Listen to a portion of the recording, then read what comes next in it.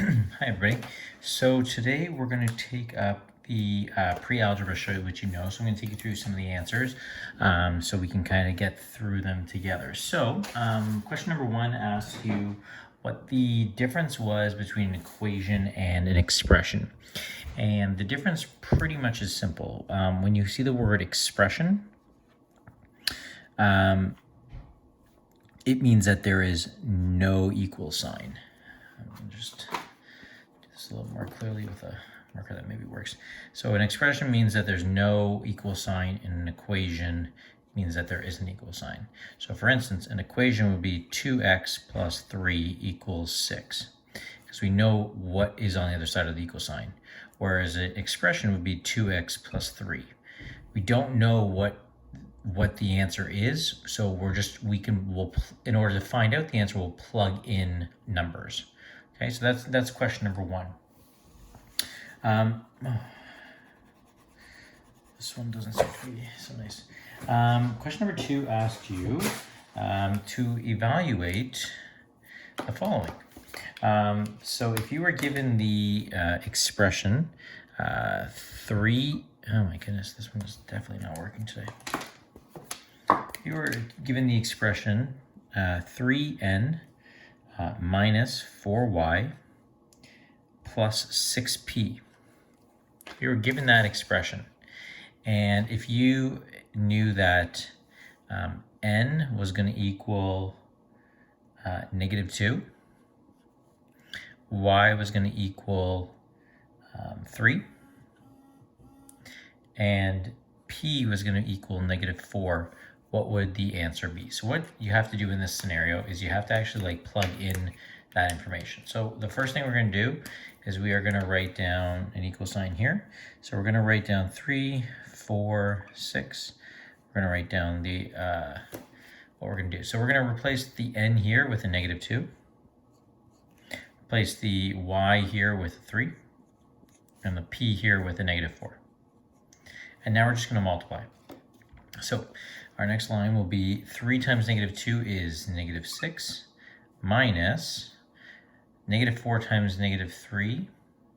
So we're going to actually, we can say plus -12, right? Because -4, -3 is the same thing as saying, if you said -4 times 3, you're going to have a smaller number subtracting a larger number. So we might as well just say it's plus -12. And then positive 6 times -4 is -24. Okay, so now we just have to combine like terms. So our next line, I'll do it a couple of lines at a time. -6 plus -12 is -18 plus -24. A negative plus a negative is going to be a larger negative, so -18 plus -24 is -42, which is our answer. Okay. One of the figures that you're going to need to figure out to do, or one of the things you're going to need to figure out to do, is how to write algebraic expressions for phrases. So one of them said a number subtracted from 6. So a number subtracted from 6. So I know that 6 is going to be in the front, and I know that it's being subtracted from it. We don't know what the number is. So a number subtracted from 6 will look like this. 6 minus n, 6 minus a number, or a number being subtracted from 6. The second one said a number divided by 3 and subtracted by 7. So a number divided by 3 and subtracted by 7. So that one would look like this. A number divided by 3 subtracted by 7. So whatever this number is, it'll be divided by 3, and then you'll take 7 off of that number. Okay, so that's number 3 on your list. The next one that we did was state the first 5 numbers in a sequence. So sequencing and patterning is really important in this unit, especially when we start to get looking at patterns. So we wanted to know what the first 5 numbers were in the pattern 6n minus 4. So in order to figure this out, all you have to do is you have to say, okay, the first number in the pattern is going to be a 1. is the first term. So what we're going to do with that 1 is we're going to plug it into our expression. So it's going to be 6. We're going to replace the n with 1. I'm just going to change this to an actual 1. We're going to replace it with a 1, right? The n, which is the variable, is going to be replaced with the first term. So 6 times 1 minus 4, which we will learn to be 6 times 1 is 6, minus 4 is 2. So the first term in our pattern is 2. To find the second term in our pattern, we would just do the exact same thing, but this time instead of replacing the 1, the n with the 1, we're going to replace the n with the 2. So it would be like this, minus 4. 6 times 2 is 12, minus 4 is 8. So we know the next term in the pattern is 8. Now, I can keep going, but I can already see that this pattern is going up by 6, so I can make quick assumptions that these will be the first 5. Okay? If I want to verify it, what I can do is, let's say that this is going to be the 5th term in this pattern, right? What I'll do is I'll take this. 6 times 5 minus 4. 6 times 5 is 30, minus 4 is 26. So I'm correct in that sense. Okay. The next question that was asked on the pre-algebra, and again, I'm going faster, you can slow it down and stop it and look back at your own work. Asked you is the number 17 in this sequence, 3n minus 8, okay? So the best way to figure this out, there's 2 ways. There's the trial and error way, which you could do it. You could pick a random number and say, okay, I'm going to work backwards. So let's say I pick the 9th term. I want to see if the 9th term is 17. So I would replace the n with a 9. And I would say, okay, 3 times 9 is 27 minus 8. Okay, which is 21. Nope, that's not it. So because this is 21 and this is less than 21, I'll have to go down a term. So I'm going to say, what's the 8th number? So 3 times 8 minus 8. 3 times 8 is 24, minus 8, 16. So 17 is not going to be in this term.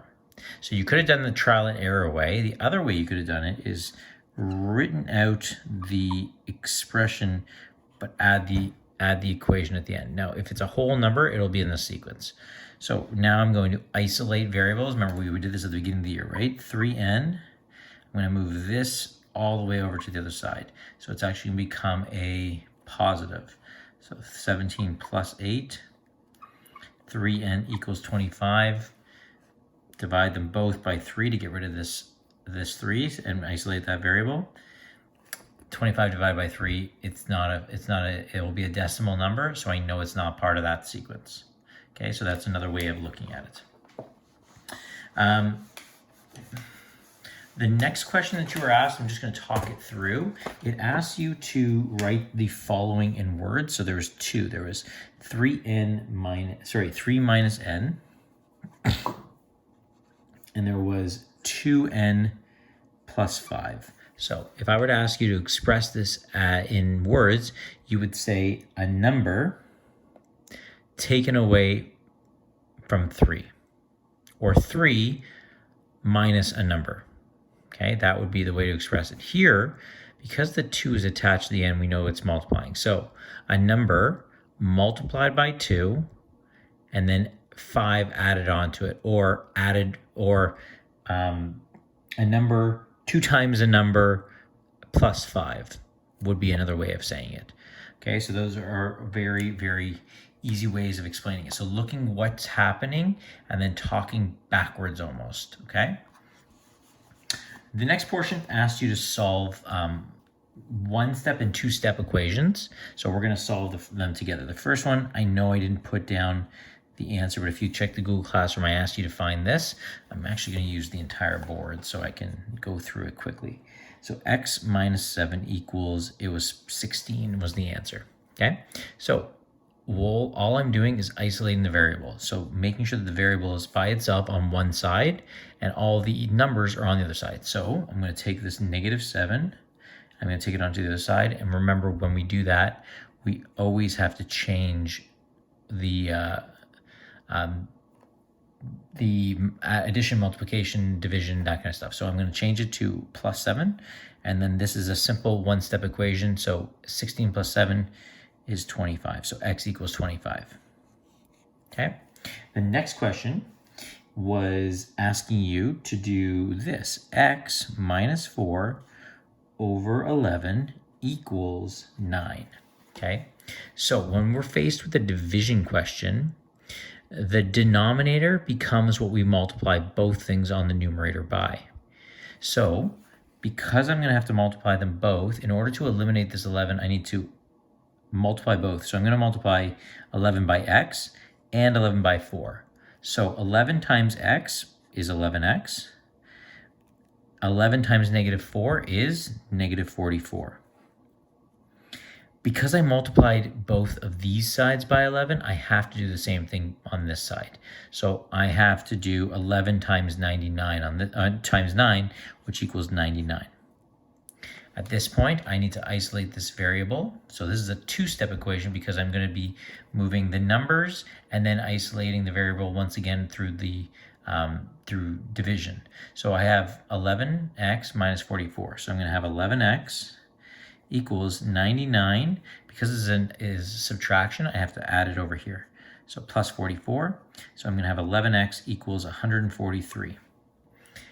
I need to get rid of this 11 here. So I'm going to divide this by 11 and this by 11. And I'll have x equals 13, which is the second answer. Okay.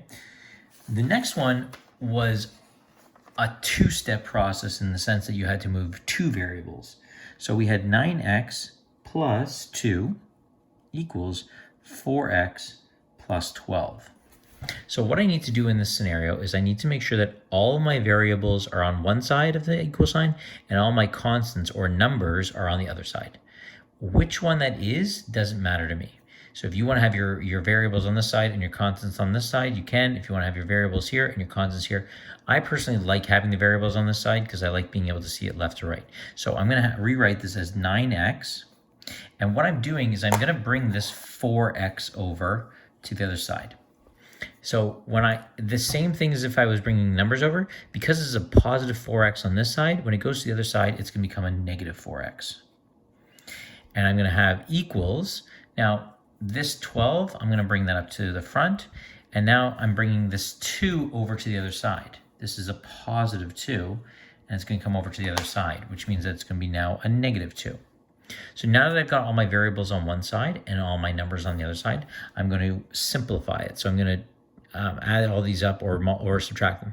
So 9x minus 4x leaves me with 5x. 12 minus 2 is 10. Now I'm going to simplify one more time and isolate the variable. I'm going to divide this by 5 and this by 5 because I know that it's 5x. So to rid this of a stage 5 clinger, I need to divide it by 5. I'm left with x equals 2. Okay. The last one is what we're going to be talking about today in our lesson, which was I wanted to see if you guys understood how to do distributive property equals 8 times 2x plus 5. Now, because these numbers are in front of the parentheses, we're going to be multiplying them by them. If you don't get it now, we are going to go into it in deeper. So we're going to go through this quickly. 4 times 2x is 8x. 4 times 3 is 12. 8 times 2 is 16x. 8 times negative 5 is negative 40.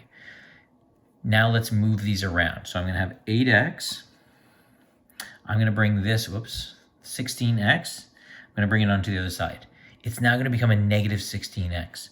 And I know you're saying to yourself, but now you're going to be left with a negative. Don't worry.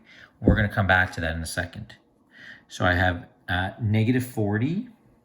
Oops, this is a plus, isn't it? Sorry. So I got 40. And I'm going to bring this 12, negative 12, onto the side, right? Because it's a negative 12. And it's going to become a positive 12. So I'm going to simplify this. 8x minus 16x is going to give me a negative 8x. 40 plus 12 is 52. So in order to eliminate this, I have to divide by -8. And I got to divide this side by -8. And when I do that, I'm going to get x, right? A negative divided by a negative gives me a positive. X equals -6.5. And there, a positive divided by a negative is always going to give you a negative, okay? So even though you had a negative here, in the end, you are going to be okay with that. Okay, so that was the solving portion of it. If we flipped over to the back side, we had some situations where we were given word questions. So one of the questions, the first question, question 8, asks you for a cable company. So a cable company charges $22 a month, but it also charges you a $100 activation fee. Okay, no matter what. So depending on how many months you pay, that will change, but this is always going to be the same. So A asked you to write an algebraic expression for the total cost of month. Now, how you do that is very simple. You know that in every month you're going to be paying $22. But the amount of $22 is going to be dependent on how many months, right? So we'll write that, and we don't know how many months we're going to be paying. So we're going to write that as a variable in M. So 22 times the amount of months. That's not the expression, because we also, no matter what, we always have to pay the $100 activation fee. So what we have here is an expression for what this company is going to charge. It's going to charge us $22 per month plus the $100 activation fee. In question B, it asks you to figure out how much money would you pay after 6 months, okay? So this is after 6 months we're looking at. So what we're going to do is we're going to write down the expression 22m plus 100. And now we're going to take this 6 months, because now we know how many months we have, we're going to plop it into the m. So our next line will look like this: 22 times 6, which represents the amount of months, plus 100, because no matter what, we're paying the $100 activation fee.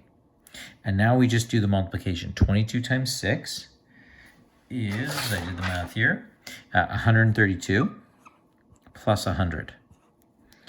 Add those two together, and we are going to pay, after 6 months with this cable company, we're going to pay $232 total. Okay? So again, to write the expression, we looked at what is the variable. The variable is the cost per month, and what is the constant? What is not going to change? It's not going to change the activation fee. Okay? Let's go to the next one. The next one talked about Haley, Brandon, and Matthew have hockey cards. So it said that Matthew, I'm going to call him Matt, had 10 more cards than Brandon. I'm going to have Brandon be a B here. And Haley had 2 times more than Brandon. And we want to know how many cards does each person have. So the way, step A is to figure out, okay, I got to write an algebraic expression for this. I don't know how many cards Brandon has. So I'm going to call Brandon my variable here. So I'm going to represent him by B. Okay, B represents how many cards Brandon has. I know that, as I read on, together they have 50 cards. So I actually can make this into an equation, because I know what the answer is on the other side. So Brandon's cards plus Haley's cards plus Matt's cards will equal 50 cards. But I don't know how many each one has, right? Does Brandon have 2? Does Brandon have 10? We got to figure this out. So Brandon plus, we're going to look at Matt now. Matt has 10 more than Brandon. So I'm not going to write down Matt, because I'm not going to use M, because I want all the variables to be the same, because I want to use Brandon as my starting point. So I'm going to say that Brandon's cards plus, this is going to be representing Matt's cards, okay? So Matt has Brandon's amount of cards plus 10 more. As well, we also know that Haley has 2 times more than Brandon. So I'm going to represent that by saying that this is going to be Haley. Haley has 2 times Brandon's cards, and I'm going to write that down as 2B, right? Because I know that multiplying B times 2 is the same as saying 2 times the amount. So the next step, I'm going to keep my 50 here. The next step is a little bit trickier. I want to add up all of the variables. So how many do I have? I've got 1, 2, and then I've got 3, 4, because these 2 B's is the same as saying B and B. So I've got 4B plus 10, right? Math 10 equals 50. So at this point, I know what to do. I can isolate the variable. So I have 4B equals 50. Now this is a positive 10 coming onto the side, so it's going to be now a negative 10. So I have 4B equals 40. And I divide this by 4 and this by 4, and I have B equals 10. I'm not done, and so many people stopped here. All you know here is this. Brandon has 10 cards, okay? I need to figure out how many Matt has. So Matt had Brandon's amount of cards plus 10. Well, if Brandon has 10 cards and he has 10 more, then Matt has 20. And then I need to figure out Haley's amount. So I know that Haley had 2 times Brandon's cards. So if Brandon had 10 cards and Haley had 2 times that, I know that Haley had 20 cards as well. 20 plus 20 is 40, plus 10 is 50. So the amount of cards works out that way. The last one asked you to just create a algebraic equation, or expression in this case. Ben and Kyle golf regularly. Every time they play, Ben takes 4 less shots. So he has -4 than Kyle, okay? I want to know how to figure out how many total shots there. So I'm going to have to add the 2 up, right? Kyle plus Ben's shots equals total shots. So how many does Kyle take? I don't know, but I like the fact that I know that Ben takes 4 less than Kyle. So I'm going to use Kyle as my